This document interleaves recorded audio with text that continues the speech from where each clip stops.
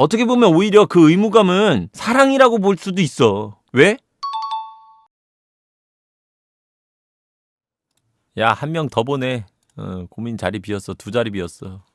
애인과 매일매일 연락하는 게 의무감이 들면 그 사람을 좋아하는 게 아닌 건가요? 이제 이런 생각이 들 수 있어. 내가 연락하는 게 의무감이 들어. 이거 사랑 아닌가? 근데 그거 사랑 아니라고 단정 지을 수는 없어. 자발적이냐 자발적이지 않냐에 따라서 결정되는 거거든. 그러니까 인간의 좀 자유의지라고 할까요? 그러니까 내가 알아서 연락하는 사람이야. 근데 상대가 계속 연락을 더 하라 그래. 연락 좀 해. 이럴 때 연락하고 저럴 때 연락하고 이 사람이 막 계속 지시를 했어. 그러면 내가 어느 순간 얘가 지시해서 하나? 라는 생각이 든다는 거지. 그래서 그러면서 의무감이 들 수도 있어. 근데 그게 사랑이 아니라고 얘기할 수는 없다는 거지. 근데 물론 의무감이 들기 시작하면 이 행동이 내가 자유의지가 아닌 누군가에 의해서 강제로 한다라는 생각이 들고, 그때부터는 내가 이 연락하는 것만으로 나 스스로를 계속해서 올가매게 될 거고, 그게 반복하다 보면 답답함을 느낄 거고, 그래서 이 답답함으로 인해서 이별까지 가지.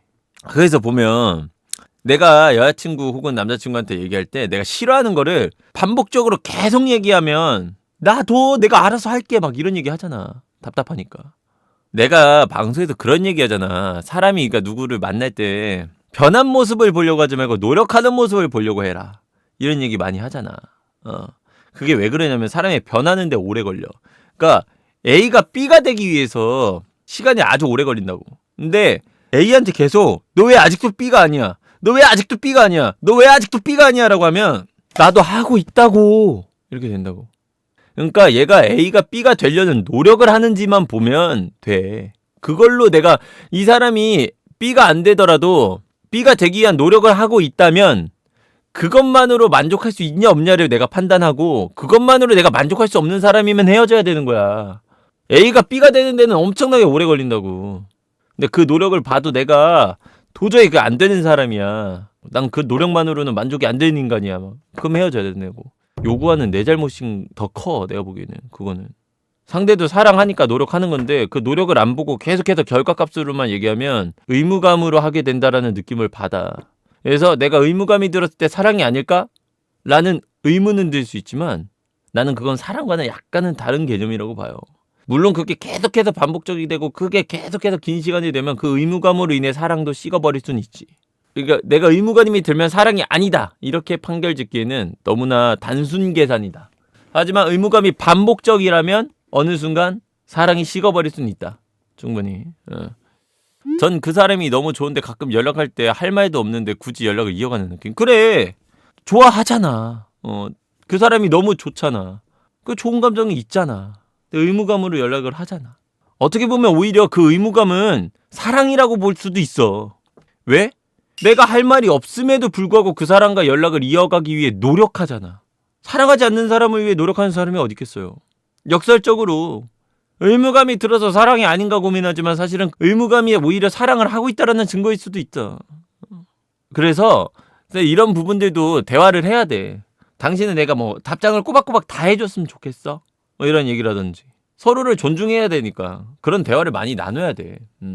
내가 이러한 것들은 힘들다. 내가 이러한 것들은 뭐 지친다. 내가 이런 것들은 좀 싫어한다. 이런 것들을 충분히 대화를 나누고 이야기를 해야 돼요.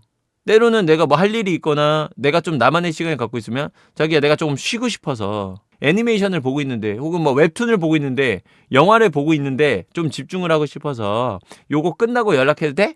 얘기하고. 물론 그거를 또 잘 기다려준 사람한테는 감사의 표현도 하고 자기야 나 다 봤어. 자기야 기다려줘서 고마워. 표현도 하고. 왜? 나의 의견을 존중해 줬으니까. 그거에 대한 감사 표시도 분명하게 하고. 이런 게 쌓이면서 더 좋은 관계가 되는 거예요. 확실히. 그리고 나도 어린 시절에 연애를 해봤기도 하고 연애 상담도 많이 하고 하지만 어떤 문제의 원인이 이런 작은 거에서 출발하는 경우들이 굉장히 많더라고. 그러니까 뭔 소리냐면 고작 연락 문제인데 그냥 카톡 좀 하는 건데 카톡 뭐 30분에 한 번 할지 1시간에 한 번 할지 이런 문제인데 그 문제들이 나에게 답답함을 불러일으키고 그 답답함에 의해서 이것과 비슷한 문제들까지도 얘는 역시 이런 것까지도 이러네? 뭐 이런 식으로 이제 과잉 해석이 되기 시작하고 그런 것들이 계속해서 커지면서 살이 붙고 그게 이제 계속 반복돼서 오랫동안 쾌쾌하게 쌓이다 보니까 이 사람이 미운 부분들까지도 다 눈에 보이기 시작하고 점점 이 사람한테 색안경을 끼고 보기 시작하고 그것들이 점점 미움이 커지면서 추가적인 문제들을 야기하고 이런 경우들이 너무 많더라고. 근본적인 문제를 파고 들어가다 보면 되게 별거 아닌 거에서 출발한 경우들이 많다. 저런 자잘한 것들, 특히나 생활 습관이랑 밀접한 관계가 있는 것들을 잘 맞춰야 돼. 큰 문제만 보면 안 돼.